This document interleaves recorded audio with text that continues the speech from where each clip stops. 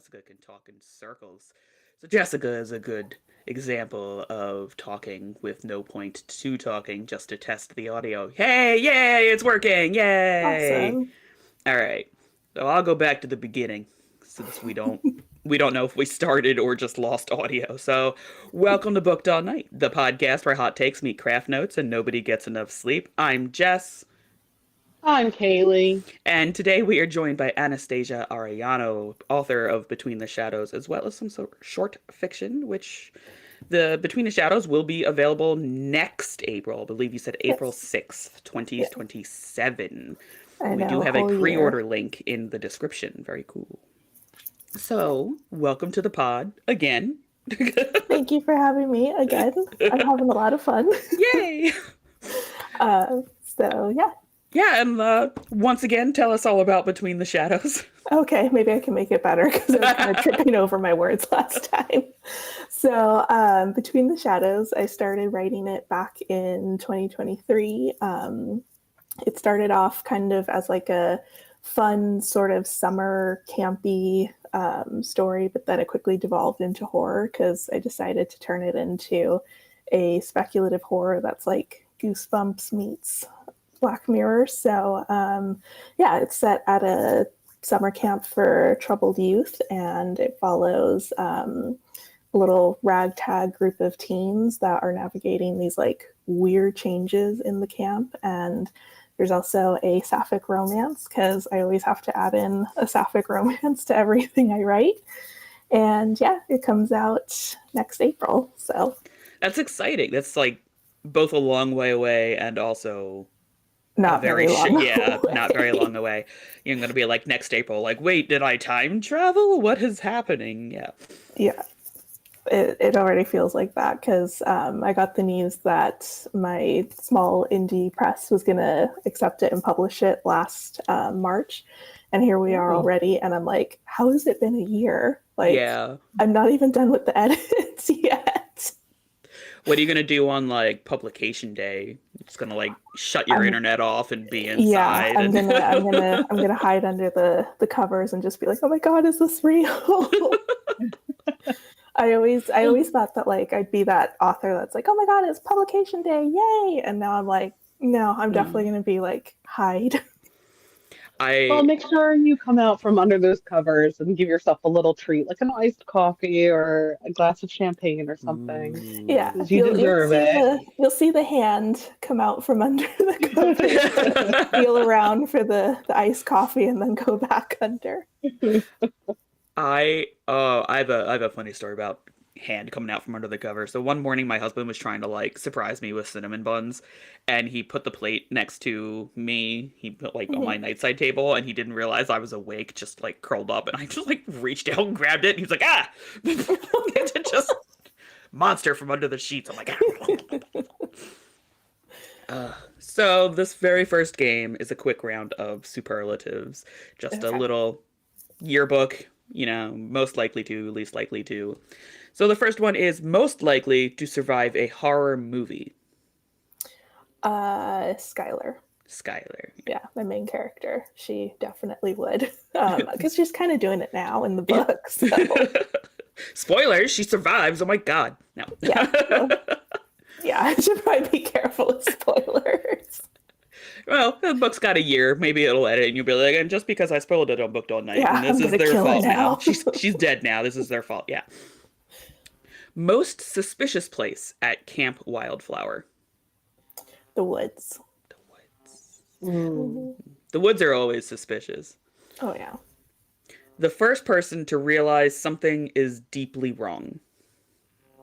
The author. Oh, sorry. Yeah, me. So that would probably be Ollie. Ollie, okay. Yeah, my other female main character. The camper most likely to start a rebellion. Skylar, 100%. She's an angry little cinnamon roll. What can I say? And this last one is your personal writing kryptonite. um, what do you mean my personal writing kryptonite? Oh, like your So I know for me, my writing kryptonite is like the word side. By the time I'm done the draft, it's Oh, there like yeah. 5 gajillion times. It's like half my Mhm. word count, you know? Like, Yeah, that would definitely be smiled. oh My yeah. characters smile a lot, and I'm like, sometimes I'm rereading it back, going, "Why are they smiling? Something They're running horrible's for their about to happen," lives. Yeah. with a smile on their face. She's dead, she smiled. What? Pretty much, yeah. Yeah. Such At is the some writing point, process. especially with dialogue, I get so like bored of trying to think of other things than saying said that Mm, I just go back to said and I'm like, I'll just rewrite that later. Yeah. So, Sometimes oh, I'll also put in like blank, just I'll capitalize the word blank and just leave it mhm. in there if I can't think of a word. It's kind of like my little placement marker. one that I'm glad I have since overcome was I used to leave like placeholder notes Mhm. if I would get stuck and be like, well, something connects A to B here, and then I move on to B. And I turned my MFA project in with those notes in it because I never went back to write those scenes. And they were like, Jessica, what have you done? And I'm like, obviously not written my whole thing because I I hit my word count and that was all I cared about. That's fine. That's too funny. I've that's definitely pretty bad. Like I think the worst I've ever gotten was just when I've done submissions for like queries and that I've sent because I usually have like a template Yeah. thing that I use for most of my query letters. And so there's been times where I'll have like, hi, insert agent's name. Mhm. And I've like left that in, or I'm like, oh, okay, this is going to be a rejection. I just know That's it. me. Or I've misspelled their name. Yeah. I've Mhm. misspelled names It's too. bad. The only thing I can say in our defense is like I understand that the agents get thousands of emails a Mhm. day. I understand that. But we're researching thousands of them, Mhm. and I can think of at least 6 Hillarys that I've queried that all spell it differently, and like Yeah. it's like can't I just write Dear Agent? I feel like that would just save us all a lot of time. I understand it's impersonal, but like, holy hell, it would just save Or so even much to time. Yeah. whom it may concern. Yeah, to whom I want to represent me. Like something just To my ambiguous. agent. Yeah, to my future agent. I love you so much. I will pimp out pictures of my dog if you represent me and get me published. Like I you mean, could that would work. That would work on me as right? an You can pet agent. him at every event. It's fine. Like, it's so bad. All right, let's talk about the book Between the Shadows. That's silly. Okay. This is an author That's interview. what Why we're would we here talk about the for. book? I was like, oh, I might get off now having to talk about my book. Oh no, we're not going to let Mm-mm. you off the hook that easy. That's fair enough. Yeah. So, Camp Wildflower is such a Mhm. perfect horror setting. It's isolated, full of authority figures that you're supposed to trust, and packed with teenagers who already feel like outsiders. Because, I mean, come on, teenagers at camp. What made summer camp the right place for this story? Well, it started off kind of like because I've been getting into like nostalgia a lot lately. Hmm. As a '90s baby, you know, seeing growing up and being in this real horrible world, I'm Yeah. kind of like, oh, my childhood actually wasn't as bad as I thought it was when I was Hmm. in my childhood. So I'm looking back at it now, going, I really was growing up in a great time. So I've, been feeling really nostalgic. And one of the things that I missed about summer was, as a kid, was summer camp, and I never got a chance. Like I do like the day summer camps where you go to like do activities and stuff, but nothing Okay. like staying overnight and camping in the woods. I did that for like a school thing, like I think in Hmm. eighth grade. Hmm. But I never got to like properly do like a summer camp. So I was like, that would have been really cool to do as a kid. So let me think about it as, in a YA perspective. And it started off going to be all, cute and nostalgic. And then I got laid off from my job. So I had a lot of time to write and a lot of like depression and anxiety and stuff that followed that layoff. So it quickly turned into a horror. And it made for a perfect setting because it was isolated and outdoors. I did a similar thing with a piece that I had written where it had started as like a mystery and students are like getting expelled and then it moved up and I'm like, well, now they're getting murdered. And I did like a find replace on expulsion and murder. And it has been a running joke with like my writing friends, like how much murder is too much murder? And the answer is never 7. enough. No, there's an Okay. answer because it took place over like 3 months, and if like 7 of your students got murdered in 3 months, you'd be like, something strange is happening. Hopefully, right? Yeah. Like, Yeah. but beyond that, yeah, I I do love the transition into young adult from even if it was like a younger young adult, and then you're just kind of like, you know what, my life is kind of crashing and like it's influencing work and I think it's very cathartic to then write something spooky and kind of overcome those things on text. Oh, yeah. It definitely was cathartic because I was, yeah, like I don't think I'd ever been that depressed or just anxious in my life because it was at a time when we were like saving up for a house and that kind of, put that on the back burner and I wasn't Yeah. sure like what was happening with that. And it was really cathartic to be able to like work that out on a manuscript and Right. have some semblance of control because I was like, I'm getting rejected from like agents and jobs alike. At least this is the one thing that I control: how many Yeah. kids die in a book. I know I had to add that last part of how many kids die in a book. I can make as And- many and- people die as I want. Quote Exactly. Anastasia. And we all know that murder on paper is fine and acceptable, but murder in real life is not. So Yes, that's A true. very public cathartic. service announcement from Booked All Night. Yes. Oh God, I'm gonna get you guys canceled. No, 'cause I remember I was never into like horror as a kid. I wasn't allowed to be.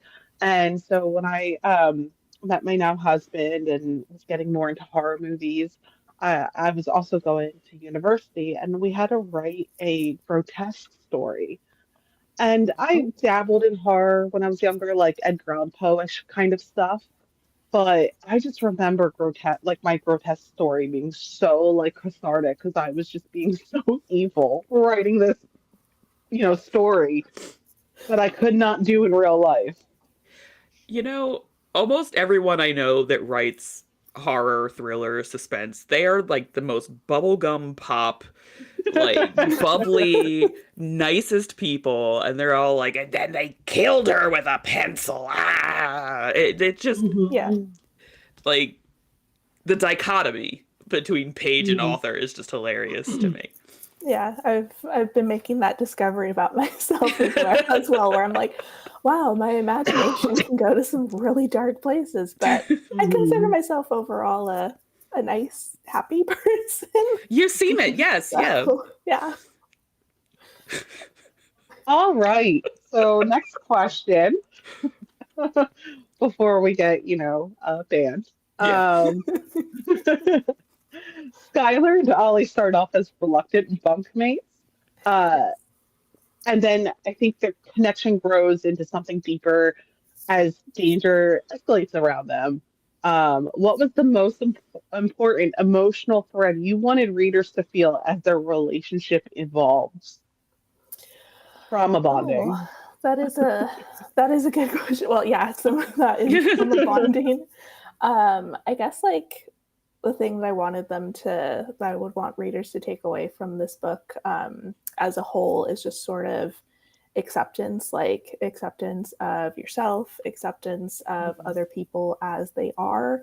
Because like a lot of the the teens and stuff, the characters in the book, like they're sent to a place for troubled youth, but there's nothing really that wrong with them. Mm-hmm. So it's just kind of, also it sort of looks at the, parent child relationships that we might have in life as well, of just, kind of having to accept others in our family as they are and just, love them and stuff. So, so that's been something that's been kind of, thematic in my life of I've definitely, like, if you were to ask my parents, what's your child going to be like in 30 years, they probably would not be picturing this. I'm completely different to what they were expecting, but like I do have to give them credit that they have been, very loving and supportive all the way of my, coming out, being a writer, just being this quirky cat lady, plant lady individual. So there's some of that mixed in as well, because yes, but overall I think the main theme of the book is acceptance. I like that. I completely understand that coming out as an author is very hard for parents to accept. Yeah. Mhm, That's yeah. just a joke. That's just a joke. Well, it is true. Like my parents have a little double whammy where they're like, oh God, like not only is she gay, she's gonna be a writer too. So, She's going into the arts. Oh my God. Oh no. Yeah. I always find that I have two things. One, history will remember them as bunkmates. I feel it was important to say, right? Yes. But so both of my parents are very like science thinkers. My mother was a chemical engineer. My father designed kitchens. So one's like geometry, one's all science. And both of their kids went into the arts. My sister was a musician for a while, and like I went into writing. And I'm like, I don't know how this happened, but yeah. Audrey did turn that around. I do feel the need to shout out because she did a lot of work. She then eventually went into the neurosciences, but like our first pull was to the arts, and both of our parents are like, "Where did you get it from?" And I feel comfortable sharing this because I know neither of them are going to listen. One, because they can't, and two, because they can't. But my parents were, I guess, I don't know how to phrase this, but were conservative Catholic Christian Republicans. So I grew up in that. But they also did community theater. We did community theater as a family. I still Oh, don't which was understand how that works, to be I honest don't with you. I don't either. It, And it's funny because some of the actors that I met during this last production that we do remember my father, and they're just like, yeah, he never talked about politics with us, but when we befriended him online, and I was just like, oh, I'm so sorry. And they're like, are you? I'm like, no, I'm completely opposite. I'm completely opposite. But I remember when I came out, my dad was okay with it, and my mom was just not. And my dad was like, Paula, we have gay friends in the theater. And she's like, this is different. It's my daughter. And then I told my dad I wanted to go to school for acting, and he's just like, yeah, I think you should go into something more like business. And I'm like, no, you raised me like this. oh, yeah. So that was fun. Completely weird experience. Yeah, that's but funny. it sounds similar in that, yeah, like my Mhm. parents are very much like growing up, do whatever you want, try whatever you want, enjoy yourself. But then come college age, when I was like, I'm gonna be a Mhm. writer, they're like, but you need to make money. So Yeah. can you do something that makes money? And I'm like, no, I No. refuse. I think the most upset when I switched majors, I went through a lot of majors, as everybody on the podcast makes fun of me for. Uh, Mhm. when I went into English secondary education, that was the most angry my mother was. She's like, "Oh, you can't be a teacher. What are you going to do for money?" I was like, Teach? Like, It's the most money-making field of the things that I'd chosen prior. What are you talking about? Like, she's like, you're gonna die and you're gonna live in a cardboard box. I'm like, so you agree teachers should make more money? I don't what are we arguing about? I don't get it. Oh, yeah. And number 3 to get us away from the awkward conversation. No, keep it awkward. Keep it so awkward. I know Maggie has to make it gay. We should just be like, make it awkward. Make it awkward. Oh, I'm doing it. I'm writing it down. I'm gonna do it. Yeah, that would make some great merch. Make it Yeah. awkward. Make it gay is my favorite sticker in the store, by the way, just for everyone to know. You can just put it on everything. Order a whole bunch of them and just stick them on stuff. I love that. So the blurb that you have on your book, or I guess like that's going on to your book, it hints at the eerie transformations and sinister secrets lurking behind the camp's, in quotes, therapy. When you were building the mystery of Camp Wildflower, did you start with the secret first, or with characters who would eventually uncover it and find it as you went along? Well, it kind of started out with just the first chapter, really. Like, I just started writing because sometimes, like, I don't know if this happens to you guys, but like, I'll get to a point in like one of my works in progress where I just need like a little step back. So I'll just kind of like take a few days, not look at it, and then just start writing, free writing, like whatever comes to mind. And that's kind of how Between the Shadows happened, where I started just free writing, some idea came to mind, and then I had like a first chapter, and I was like, oh, this is cool. Let's see where this goes. And then it sort of, I tried sort of plotting it along, like I'm a little bit of a reformed pantser in that way, in that I'll try my best to make an outline, but then, yeah, sometimes the story just pops up and takes me on a wild ride where I'm like, oh, so this is where we're headed. Cool. I like the flashlight method because I also like pantsing. I feel like a lot more kind of comes out that maybe you weren't expecting when you just sit down and just bleh onto your keyboard. Yeah. But the flashlight method is like minimal outlining. So you're like, okay, I know I want A, B, and C to happen. And you write those out. And after whatever has come out of that section, you're like, oh, it could possibly go D, E, F, or G, H, I. And like you kind of have those and you can mull that over, as opposed to writing out more and just having that kind of chaotic no direction zone of the manuscript that you then go back and delete. Yeah, I like that one. What's that? I'll have to try that one. Yeah, I don't think I've heard of that one. That one's fun. I know a lot of my writer friends also like the snowflake method. Right? You start with like one sentence and you go around it. And I'm like, no, that's too much. That's too much planning and forethought. Yeah, sounds a little too complicated. That's no, it's ridiculous. That's so much planning. But I have friends that basically write an entire novel as an outline. Like the novel is just in an outline format, you know, and then they take it out, and I'm like, that is ridiculous. You are not in college anymore. You don't have to do MLA format. Please take it out. Stop doing this. This is a nightmare. Ugh. Yeah, I don't think I've ever been that detailed in an outline. Like, yeah. Because, I've known some writers that if you ask them to like write like an outline, it would be like 20 pages long. Yeah. That to me is a whole chapter, maybe even a chapter and a half. So I write Kidlit. That's like 5 chapters. Like, that's insane.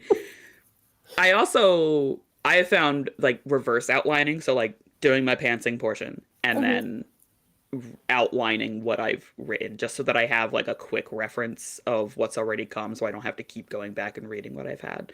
That's also really helpful. I've done that a little bit. Who's talking? Sorry. I was going to say, I think mine's more like the flashlight method without being the flashlight method, where I have like a general idea of what I want to happen, but not exactly knowing how to get there. And then when I sit down and write, like things just pop into my head. I'm like, ooh, that's really good. And then that'll connect this and this and this. And then I give myself some time and ideas will pop into my head and then I go back to writing. Yeah. So I don't explore different versions. I do explore them, I just don't write them down and I delete. It depends, right? Because there's definitely this spot in the middle. I call it 20K limbo. Like you get to that 20,000 word mark and you have to start making decisions. Yeah. And I hate it.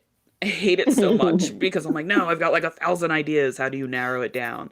That's usually when my best outlining happens, is at that 20K limbo of like, Yep. okay, I made it this far. I've written a couple chapters. What do I do? Yeah.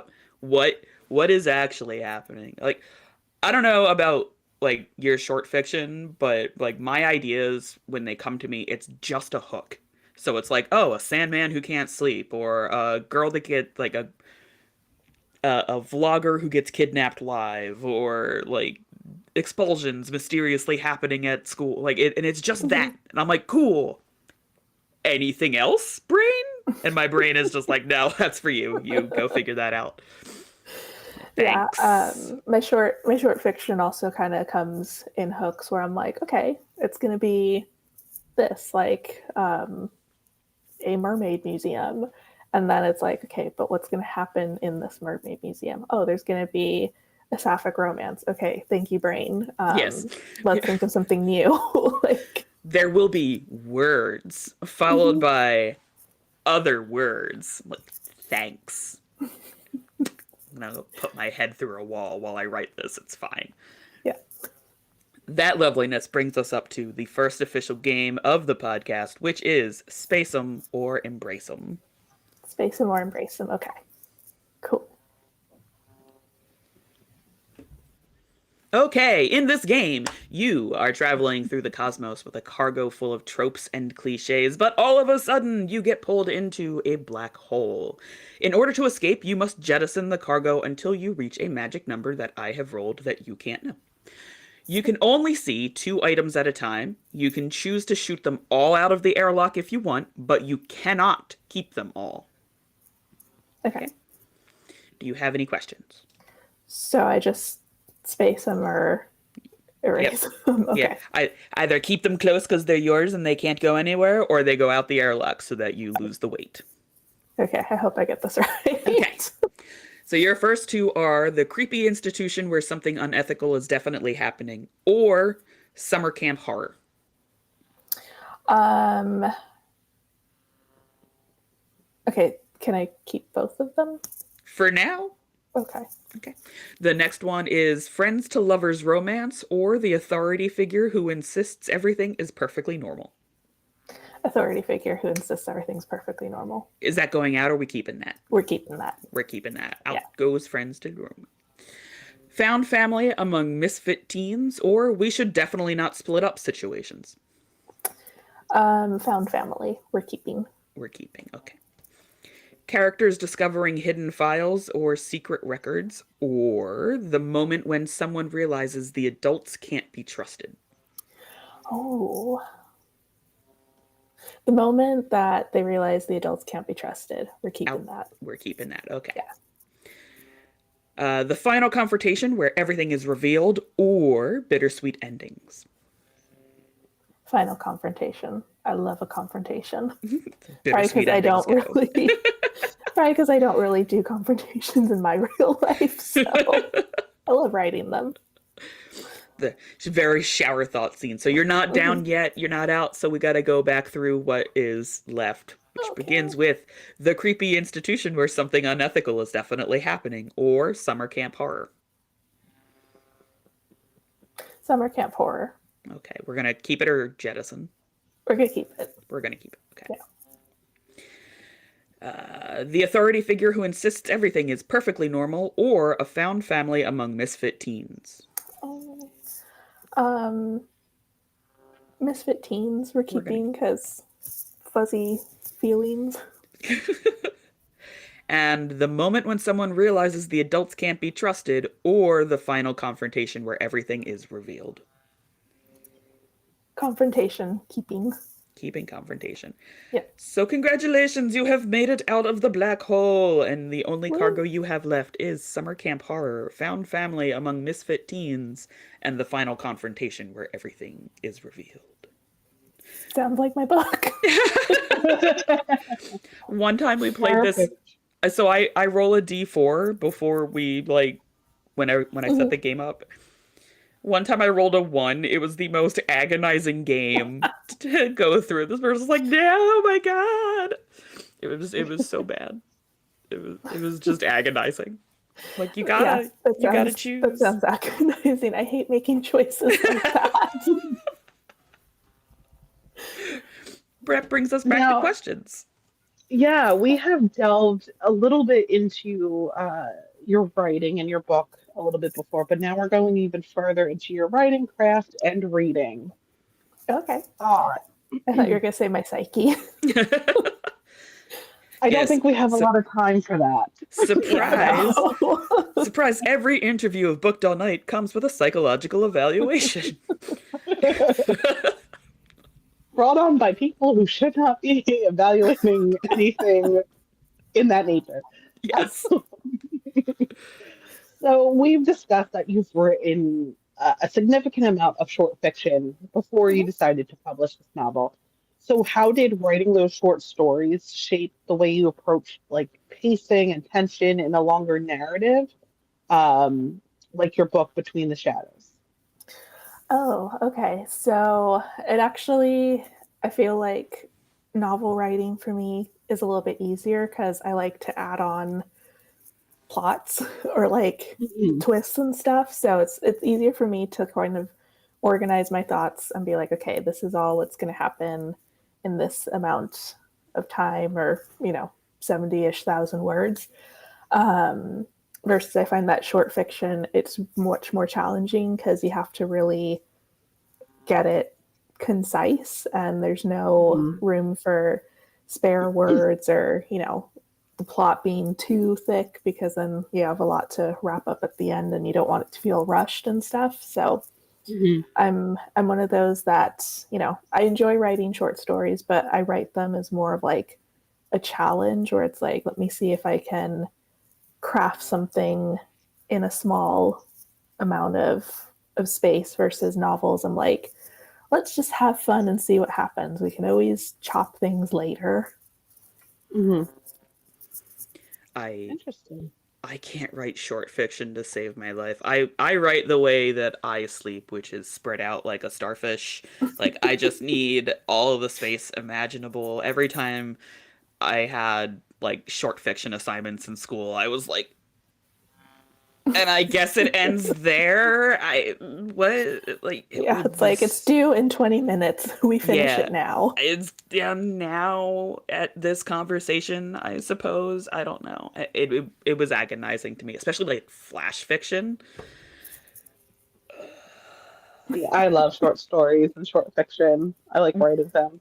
Which is funny because I like reading short fiction. Right. But my ADHD can't handle me sitting down and writing something for very long. And then I'll sit down and write short stories in like short little bursts. And then like at some point I'm like, I'm really bored of this. I'm gonna wrap this up. It's so awful. That's how my brain works. My brain just says, okay, we've hit the 20, 30,000 word mark. We're gonna worry about this later. Let's start something new. And that's how I have like 15 novels that are in varying stages of completion. I was gonna say, it sounds like you have a folder like I have, where there's just 20, at least 20 drafts of 20-ish thousand words, and they're never going to get finished because decisions have to be made, and I just won't. So if I ever get to like the 20,000 word mark, I think I would celebrate, because that's probably one of the longest things I've written. Celebrate with a little treat of starting a new draft. Yeah, that's great. That's the way to celebrate. And a nice coffee. And a nice coffee. I'm sensing a theme today, Katie. Do you want a nice coffee? I really want a nice coffee. Yeah, you're making me really want a nice coffee. Yeah, I kind of want to go out and get some coffee. I had planned to get a nice coffee for breakfast and then I didn't. And I was just like, now I'm like, I really want that iced coffee. So as someone with a master's in creative writing, what is one lesson that has stuck with you from the classroom? Oh, I'd have to say, um, that's a good one. There was a couple ones that really stuck with me. One was just kind of finding your voice and then just like working with your voice. Like, don't try to fit yourself into something that it's not. Like, you're writing the story in this way for a reason, so just find out how to make it work. And the other one was from my advisor. Like, he was, because he wrote like a lot of like historical fiction that made a lot of commentary on current Irish society and stuff like that. And he said that part of the reason for that is if you want to make commentary on something, or make people listen to something, you kind of have to separate it from the present so that they don't feel like they're being lectured to. You want them to kind of think. So to kind of like frame it with Oscar Wilde's quote of if you want to tell people the truth, make them laugh or else they'll kill you. It was kind of something like that, where it's like, well, if I can't make someone laugh, which jury's still out on that, I'm going to follow my advisor's advice and just kind of separate it. Like, historical fiction isn't necessarily my bag, but the genres are. So like sci-fi, fantasy, horror, like those are all genres where if you really read into them, you can get a lot of great messages about our current climate, just societal issues and stuff like that. So it's a great way to make people think without them thinking that you're making them think. Genre fiction, genre fiction especially has such a great opportunity for every metaphor you could possibly think of. It just lends itself to that. Like your advisor had said, like, you don't want to just kind of come out and be like, you're doing it wrong. Like, you can just show it, because everybody can put themselves into some mysterious role in that genre fiction. But when you put it into something more contemporary or realistic, like historical fiction, people are like, well, I don't align with this character because I have never been rich in the 1800s. And it's like, okay, well, you don't have to align that way. And you certainly have never been a dwarvish princess either, but I see that you align with them just fine. Yeah. Yeah, so I love it in that sense. And it also, I know I bring this theory up all the time, but it is one of my favorite critical theories, and it's reader response, where like we come to a text with our experiences. So if you're trying to like make political commentary and people have never been in that political environment, that particular commentary is like, it's gonna get a little lost. Yeah. And I know in like the critical theory world, everyone's like, oh, reader response. I'm like, but that's so important as a writer to understand that like you have a specific audience that you're writing for. And even if you are trying to reach someone who's not in your audience, if they don't know what you're talking about, that story is going to have a drastically different feel to them.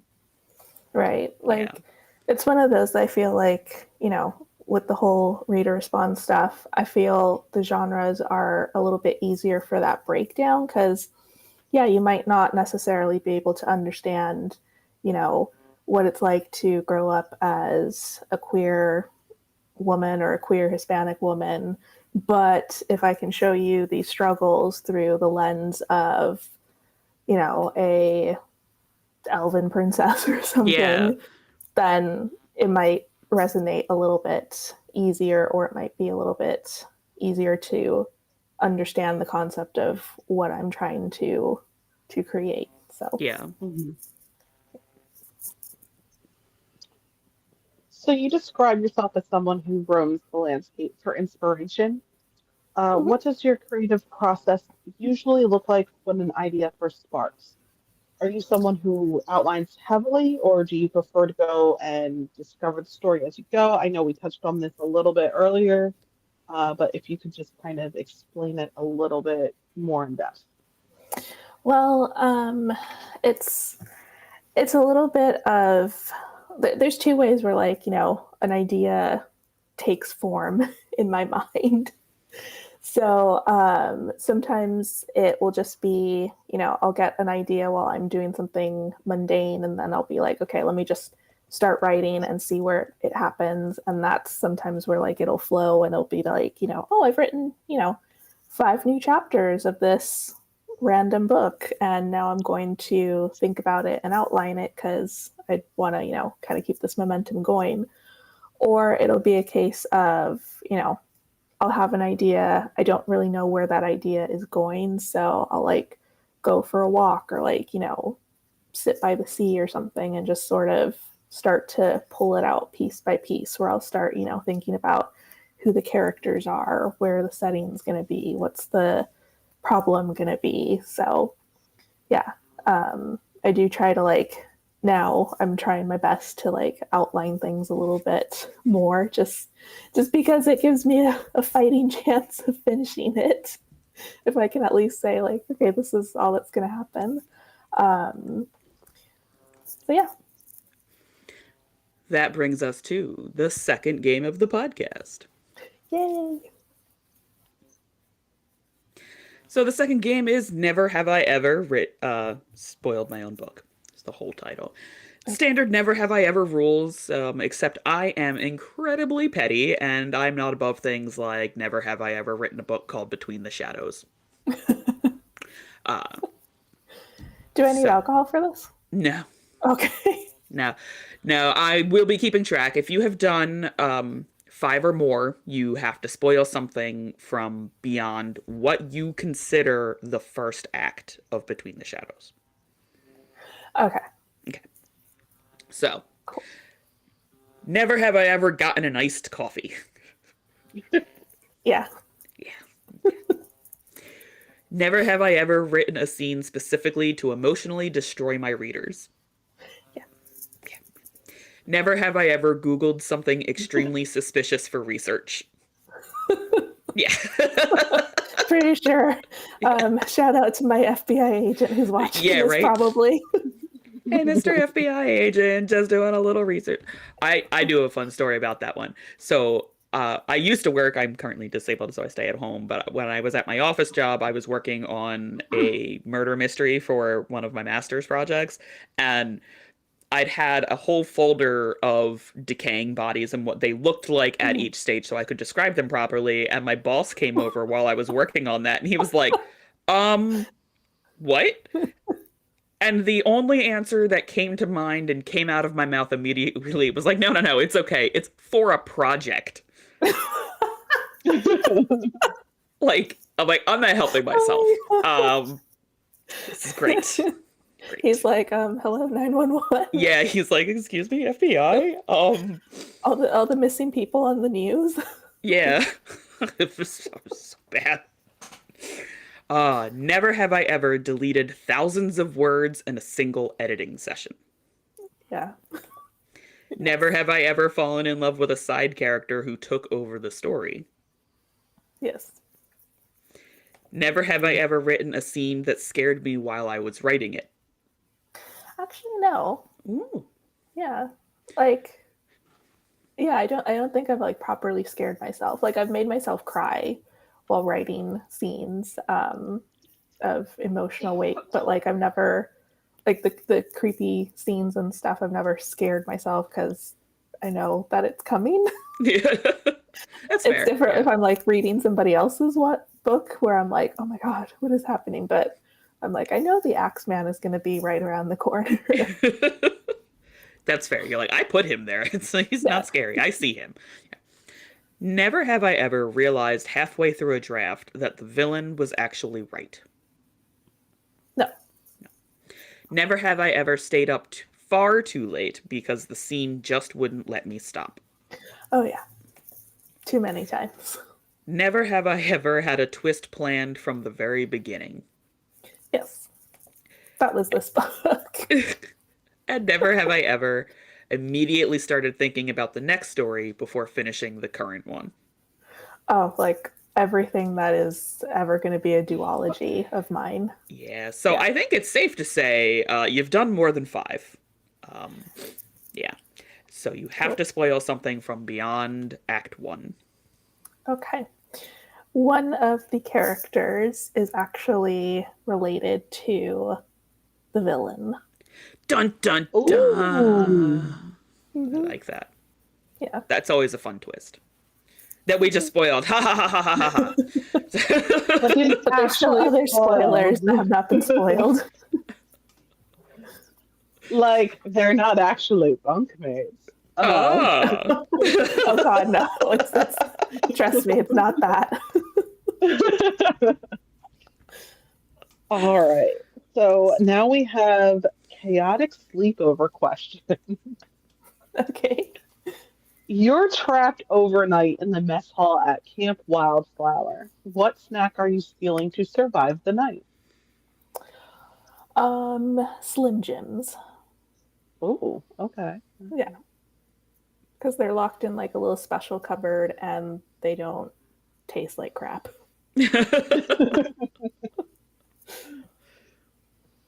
If you heard something strange in the woods after midnight, do you investigate, run, or pretend you've never heard anything?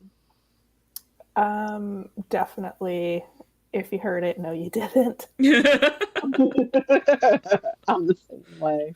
Yeah, like it's no, not going outside. Yeah, my backyard is the woods. When I hear things, I'm like, hey, look at that, locking the door. It's good. Yeah, closing the window. Yeah, I'm just in the blinds. How did this chair get in front of the door? I don't know. It belongs there now. It's important. This is like one of my favorite questions. If Camp Wildflower had a standard terrible summer camp talent show, what would everyone's talents be? Oh, okay. So I honestly don't know what Skylar's would be. She's very much like, I don't want to be a part of that at all. Melanie would be dance. She would definitely be dancing, probably to Bad Bunny, little twerking queen from the Bronx. And Ollie, she does figure skating, so she'd probably do something along those lines, maybe like a dance routine as well. Jason would be doing something like physical, like showing off his physicality because he's kind of a jock. So, and Jeremy would be, he's like a theater kid, so he would definitely be doing some sort of either musical number or like a big tragic Shakespearean soliloquy. You know what I have been seeing a lot of on Instagram, which is chef's kiss. There is one influencer who has been redoing movies as if they were Shakespeare, and she recently did Mean Girls. It's like, if you are from the continent of Africa, what is with your sunny continents? And I'm like, oh, it's, oh my god, Oh, I need to watch that. it's so funny. I love it. You and your characters find a mysterious locked box in the woods. You open it immediately, debate it for 20 minutes, or bury it again and walk away. Well, my characters would definitely debate over it. I would want to open it immediately because I did not put that in the story. I need to know what it is. So my characters would be like, should we? I'm nosy. I would have to open it. Yeah. And then once I knew, I would bury it and walk away. Yeah, yeah, I'd definitely be like, why is it locked? I want to open it. And smash it on trees. It's terrible. So confession time. Yay. Okay, yeah. What book absolutely terrified you when you were younger? Um, I don't know if a book necessarily terrified me. Well, I guess like Jane Eyre kind of creeped me out with the description of the Red Room because it went on and on forever. Um, but I think like the thing that terrified me the most as a kid was watching Beauty and the Beast, the scene with the wolves, like the Mm. forest scenes. Oh, yeah. Yeah, those always terrified me, and that was like my favorite movie. Like my dad will recount of when I was, 3 years old, coming into the room being like, I want to watch Beauty and the Beast today. Like very insistent that it had to be today, even with the little hand motions. So um, yeah, I was very much like all about that Beauty and the Beast life, which I think kind of altered my brain chemistry in a way, which is why I sort of also like, kind of horror-ish stuff mixed with some romance. Um, so that was the thing that I remember just like really, really terrified me. When it came to books, I was much more like just reading anything and everything. I did read Jane Eyre a little bit earlier than I should have, but yeah, that was more just kind of, I was just trying to like process what was happening. Jane Eyre is creepy though. Like people don't give it Yeah. enough credit for its creepiness, and they're all like, "Oh, what? Like it's like a ghost story?" I'm like, "No, that crazy bitch is in the attic. Like it's Mhm. terrifying." Yeah. Like, could you imagine if your partner's ex lived in the house in the attic I would and have was so many trying questions. to constantly light you on fire? Like it would just Yeah. Speaking of fire, if Between the Shadows had a campfire ghost story version told in the shortest version possible, what would the last line be? And then he died. And then he died. and then he died. Yes. Title of the interview. So I won't when say who died. readers, that's fair. That's fair. We don't require another spoiler just yet. We Okay. don't. When readers finish your book, do you want them to do it with the lights on or off? Um, I want them to do it with the lights on. I kind of want to leave them with a little bit of a feeling. I more than anything, I just want them to be like, I really want to like go hug my mom after they finish it. Yeah. Oh boy. And finally, and we ask this of all of our guests, is there anyone that you would like to thank today who helped you get the book out? Anyone from workshop partners to editors, publishers, and so on? And if you did all the work, then thank yourself, because that is a lot of work to do alone. Self high five. Well, I do want to thank my publisher, Row and Prose Publishing, for taking a chance on it and agreeing to publish it. And also my friend Alan, they were really helpful, like doing beta reading at the beginning. They were also my writing buddy for a big length of the summer that I wrote it, where we would meet up in one of my favorite cafes in Dublin and just, chat, write, have some wine after we wrote to be like, we did, X amount of words today, let's go. So, yeah. Nice. And before we officially go, where can we find you online? Oh, you can find me on TikTok, Instagram, and Threads, and also Twitter. I can't remember my Twitter username. It's been a while since I've logged on to Twitter, but I think it's in my bio. And for everything else, Instagram, Threads, and TikTok, it's writer Anastasia 26. Writer Anastasia 26. Okay. Yeah. Well, that is a wrap on this stream of Booked All Night. We would love for everyone at home to be part of the conversation, so don't forget to rate the show, drop a comment, subscribe, and leave some fan mail. You can do it just by clicking on the link at the top of the description. It's very cool. Join us on March 28th for our interview with Carmela Dutra, which I hope I am pronouncing correctly, at 12 p.m. Eastern, and make sure to join our Discord so you can ask her a question of your own. Join today, right now, at bookedallnight.co. Again, that is bookedallnight.co.